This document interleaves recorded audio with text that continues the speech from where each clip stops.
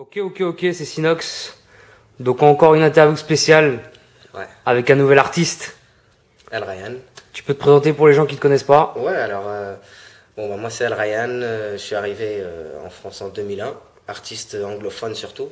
On bosse sur des projets. J'ai collaboré avec pas mal de maisons de disques et puis des featuring avec des gens plus dans le commercial. Et donc 3 ans vachement électro, dance, tout ça. Et bon, je me sentais pas vraiment à ma place.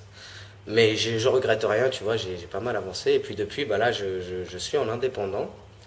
Avec des projets sur le côté, des engagements, etc. Mais pour El Ryan, je suis en train d'essayer d'imposer un univers bien à moi, dans le sens où on n'est pas beaucoup en France à chanter anglais, arabe et un petit peu de français, tu vois. Mais bon, moi, c'est artiste anglophone à la base.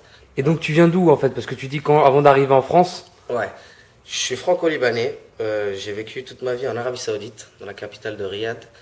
Et mon père, il travaille là-bas. Et puis moi, j'ai fait les études là-bas. Et je suis arrivé en France en 2001 pour les études. Et bon, j'ai vite lâché par passion pour la musique. Et puis, je voyais que les choses se concrétisaient plus ou moins. Bon, j'arrivais quand même à ramasser un petit peu d'argent et puis à tourner. Mais j'aurais dû quand même aller jusqu'au bout de la licence parce que j'étais en fac. Et j'ai lâché en cours de route pour la musique, quoi. Donc voilà. Donc en fait la passion a rattrapé la vraie vie. Ouais, carrément, c'est ça, ouais. C'est ça. Puis là, maintenant, c'est studio tous les jours. Voilà, on a investi. Puis on a réussi à concrétiser des petits trucs. Mais bon. Enfin, c'est pas facile de toute façon, mais on avance. On avance. Et donc tu peux décrire un peu ton univers musical, pardon, pour les gens qui connaissent pas, décrire un peu ce que tu fais. Alors, déjà, bon, il y a il y a pas mal de liens, on pourra voir. Il y a des freestyles où je tape. Il y a un deuxième freestyle qui va arriver bientôt aussi en ligne, où je vois que les gens adhèrent au style, où le concept c'est de prendre plusieurs personnages. Alors, je bascule du raga dancehall au hip-hop Quinry, après un peu de rebeu. Essentiellement, et puis voilà, ça c'est pour en ce qui concerne El Ryan, l'image, c'est très ouvert, donc souvent je le dis aussi, on m'appelle le caméléon, enfin tu vois, je peux tourner, je peux passer de ci à ça, mais après voilà, je vais laisser les gens découvrir un peu ce que j'ai fait. S'ils tapent El Ryan dans Google ou YouTube, je pense qu'ils vont tomber sur des trucs assez formatés, assez club que j'ai fait auparavant, qui me ressemblent pas vraiment, mais je pense qu'ils tomberont aussi sur mon identité, ce que je fais aussi vraiment de moi-même, quoi, sans être guidé, sans être formaté, sans se prendre la tête, quoi, de la musique pour kiffer, voilà, quoi. Et donc tu peux expliquer un peu ton nom aussi, El Ryan. Alors, mon prénom c'est Ryan. Donc en fait ça fait partie de ton vrai prénom, quoi. Voilà, exactement. Et simplement, genre, mon père, je lui disais bah, comment je pourrais m'appeler. Il m'a dit Al Ryan, genre le Ryan, quoi. En arabe, Al Ryan, c'est le Ryan. Et tout simplement, et puis c'est aussi, ça a une liaison avec mon nom de famille, c'est Ryan El Amin, El Ryan, voilà. C'était histoire de trouver un nom, quoi. Et donc tu te définis pas en fait comme rappeur, tu te définis plutôt comme artiste. Je viens de l'école du rap, à la base on kickait, quoi, c'était ça à la base. Mais maintenant, j'ai pris une position en 2008 où j'ai dit, la musique j'en fais mon gagne-pain. Donc je ne travaille pas, je fais que la musique. Et ça m'a mené dans des chemins un peu plus formatés, plus électro, etc. Mais sinon, pour faire court, c'est surtout le kiff, l'hip-hop, ouais, surtout l'hip-hop à la base, tu vois, surtout l'hip-hop. Mais à côté de ça, oui, je chante. Et raga dancehall aussi, beaucoup de dancehall. Donc c'est dancehall, R&B et puis rap, on va dire. Allez.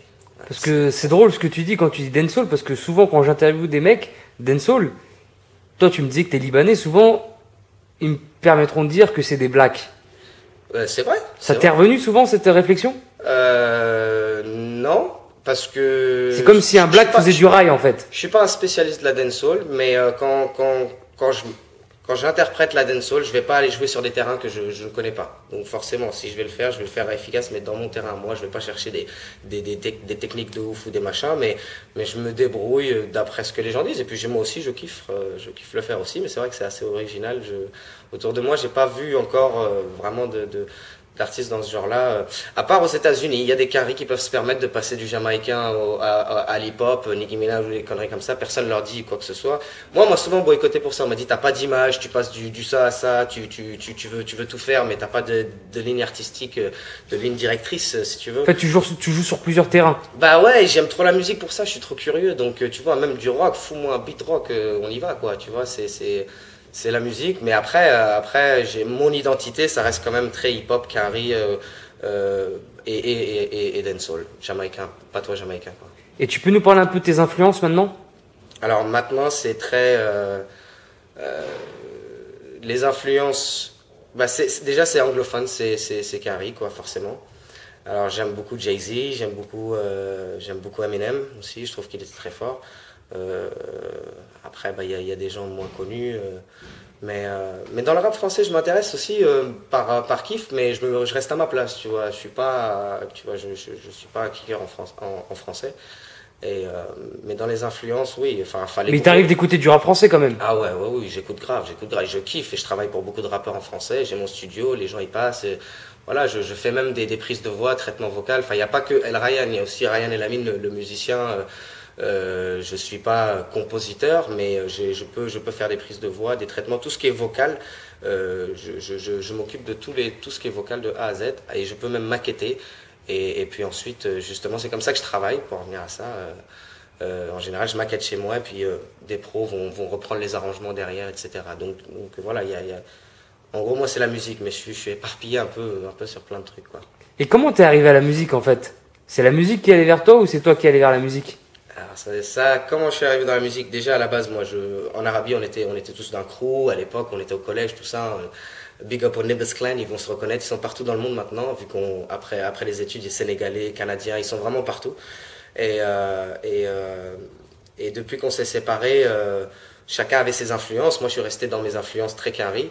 Et de là, au jour d'aujourd'hui, j'ai fait vraiment mon identité. Mais pour vous expliquer comme ça, c'est pas facile. À part vous faire des freestyles ou vous montrer des vidéos, des liens, les gens pourront vraiment se faire leur idée, enfin se faire vraiment une image sur ce que je fais, quoi. Donc la musique est venue naturellement, c'était ta passion. Ça s'est concrétisé quand je suis arrivé en France, à partir de 2003-2004. J'ai fait la rencontre de Kinvé, qui est très connu au jour d'aujourd'hui, qui a pas mal cartonné, mais bon, dans un registre soleil, etc. Et à l'époque, il n'était pas connu, donc c'est lui qui m'a amené dans les premiers studios, etc. Puis Et justement, tu peux nous parler de ta rencontre avec lui, comment ça s'est fait? ben alors voilà, ça s'est fait en boîte de nuit. Il avait un titre qui marchait pas mal à l'époque, mais vraiment il y a longtemps, en 2006. Et voilà, on s'est rencontrés. Moi j'ai kické un petit freestyle avec lui, il a trouvé ça bien. Et puis dans la semaine, on s'est retrouvés en studio, on a fait des collaborations. J'ai des featuring aussi avec lui qui étaient sortis à une certaine époque. Et puis depuis voilà, lui il a signé dans un registre et puis bon, il s'en est pas mal sorti, mais c'est pas du tout musicalement, c'est pas mon univers non plus, tu vois. Donc voilà, on s'est séparés musicalement, mais on s'entend très bien. Mais musicalement, on a pris chacun une direction différente, quoi. Et donc tu me disais aussi que tu as travaillé avec des maisons de disques. Ouais. Tu peux nous parler un peu de cette période?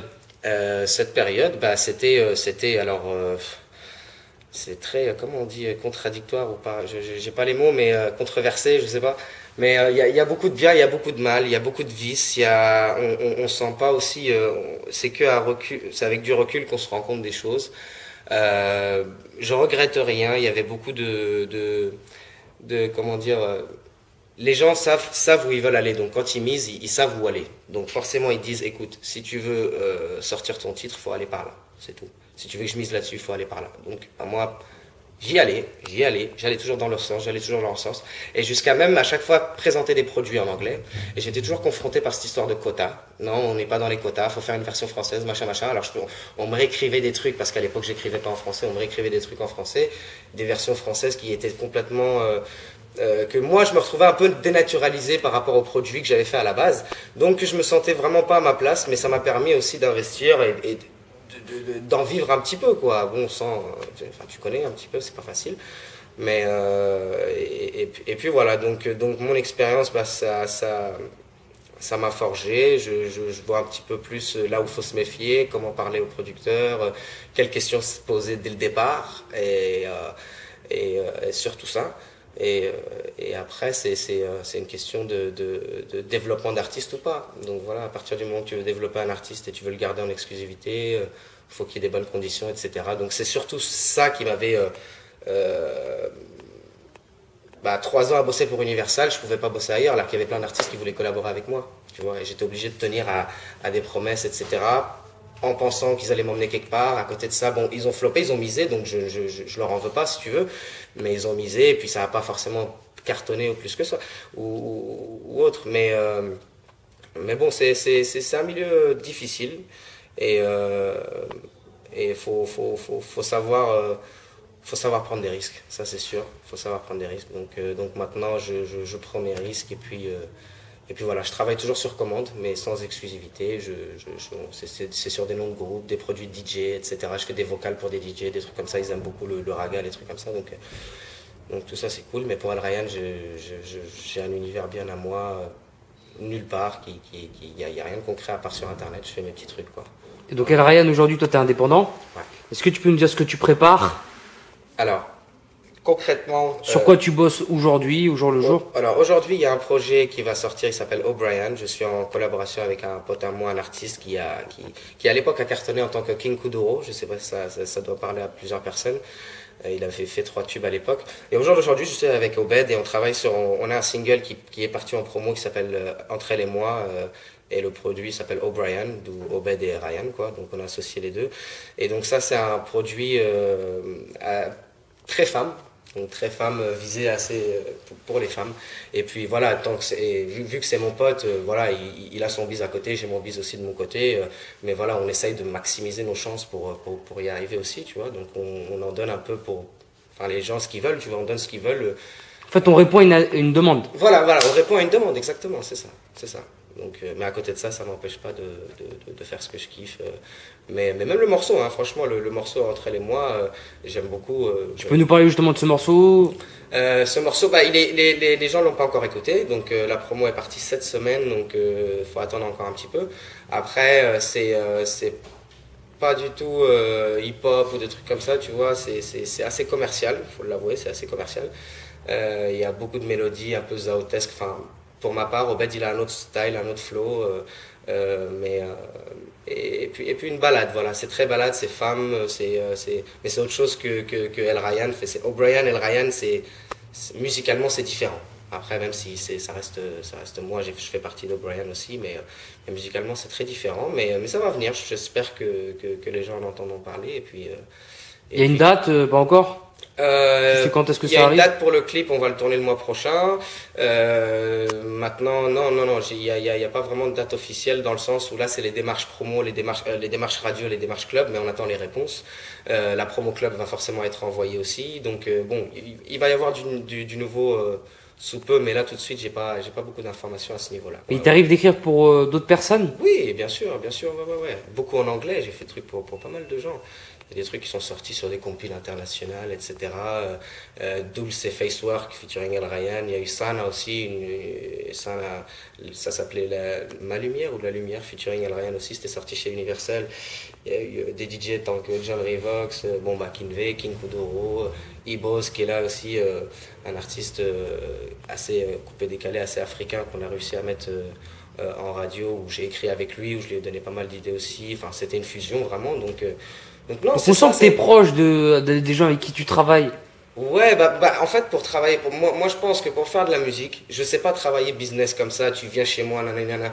Si, sinon je te fais ce que tu as besoin de voix, tu prends tes prises de voix, tu t'en vas, ok, basta. Mais si on est dans la créativité, dans de la créa, il faut qu'il y ait une alchimie, il faut qu'il y ait un feeling, faut qu'on discute, faut qu'on rigole, faut que je sache comment être à l'aise avec lui. Et ça, c'est que récemment que je l'ai appris. Il y a beaucoup de compositeurs qui sont très forts et je regrette parce que j'avais pas cette approche. J'étais très sur place, assez timide, machin, alors qu'il aurait fallu vraiment décoincer tout ça pour que la créativité et puis l'inspiration, plus on est à l'aise, de toute façon, plus, moi je pense, plus la musique est bonne. Ouais. Donc toi, qui as déjà travaillé en maison de disques, etc., Ouais.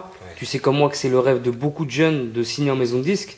Si toi, tu as des conseils à leur apporter pour pas qu'ils se fassent avoir, parce qu'on sait que c'est un monde cruel. Bah déjà, oui, c'est vrai que le fait de signer en maison de disque, tout de suite, il y a une promo club qui se lance, on est sur des compiles à la Fnac, etc., on voit son nom, machin.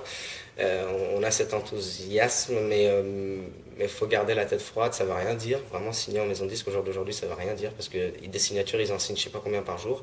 Et très souvent aussi, ils vont signer parce que ça peut boycotter un autre artiste parce qu'il rentre dans le même domaine et que sa promo va boycotter l'autre, donc ils vont le mettre dans le tiroir en attendant. Donc il y a plein de trucs, il faut faire attention. Après, moi je pense que les maisons de disques, moi je les connais pas. Donc j'ai signé un label ils m'ont mis en licence avec les maisons de disques. Donc je connais les maisons de disques, j'ai côtoyé un petit peu, mais le business, c'est pas moi qui a dealé avec eux. Moi, toutes mes conditions, tout ce qui était conditions, je parlais avec mon producteur. Ça se passait très bien.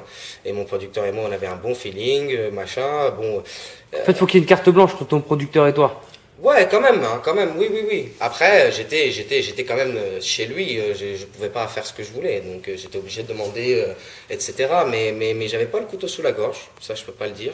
Et donc je connais des artistes qui signent en direct en maison de disque, mais je ne connais pas trop leur collaboration, s'ils s'entendent bien ou pas. Mais moi, je partirais du principe de trouver un bon producteur et de gagner sa confiance et voilà, enfin d'avoir une relation saine surtout. Donc faire lire son contrat. Si on fait vérifier son contrat par un avocat et que tout est clean et que le mec a l'air bien, bon bah rouler, on essaye, on tente le coup.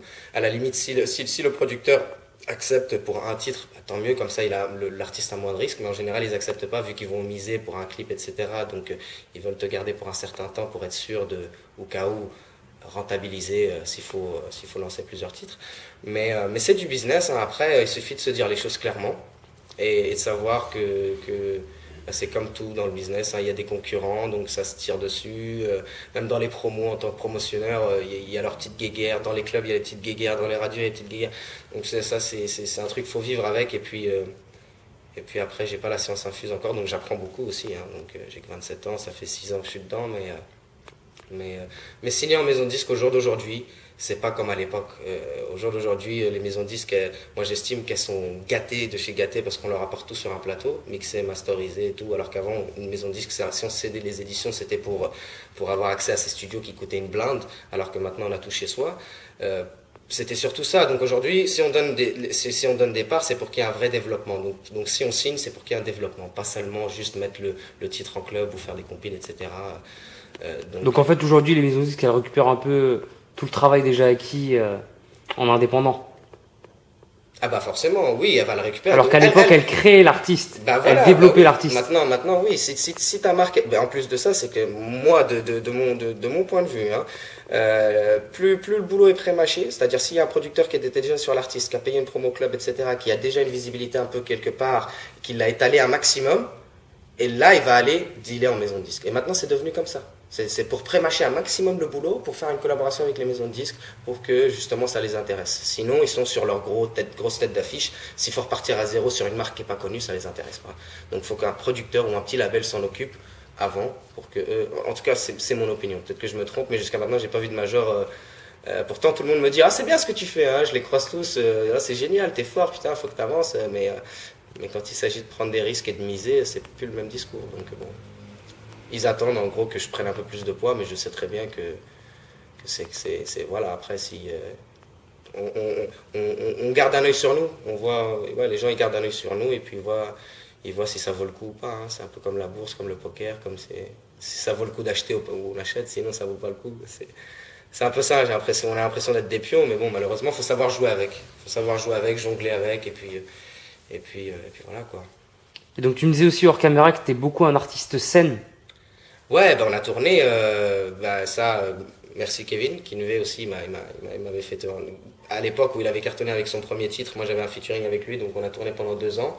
Et parmi ces dates aussi, je suis obligé de le reconnaître, il m'a vendu sur pas mal de dates, donc c'est quelqu'un qui m'a donné de la force, bon c'est cool. Moi pour ma part, j'ai dû faire peut-être une bonne 60 discothèques en France. Dont des fidèles de la Normandie, parce que j'étais de Normandie à la base, et là je suis arrivé à Paris il n'y a pas longtemps, enfin il y a 2 ans, mais à l'époque tout le secteur normand, j'avais beaucoup de boîtes fidèles à moi qui me reprenaient régulièrement et tout, donc ça a tourné pendant quelques années. Ouais. Tu peux nous parler un peu de cette expérience? Ouais, c'était une... Parce qu'aujourd'hui il y a beaucoup d'artistes studio qui négligent le côté scénique et le côté live. Ben, bien sûr, bon maintenant, moi quand je suis arrivé dedans, je disais tout le temps, ouais moi il est hors de question, playback, tout ça, j'aime pas ça, machin. Et donc aujourd'hui j'essaie de trouver le bon compromis, mais le problème c'est qu'on arrive dans des discothèques quand il s'agit de prestations classiques, quand une boîte t'appelle, etc.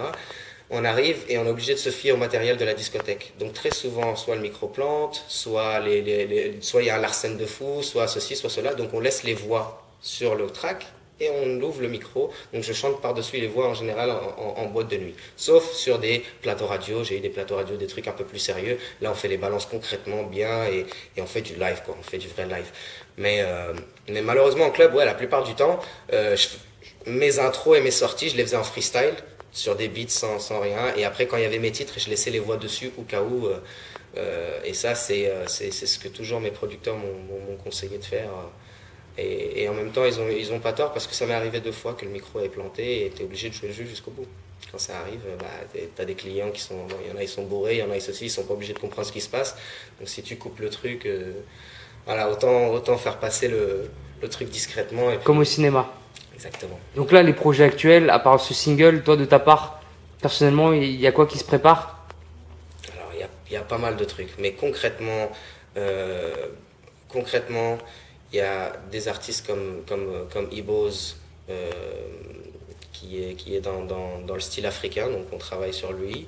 Il a eu pas mal de singles. Il y a O'Brien et il y a El Ryan.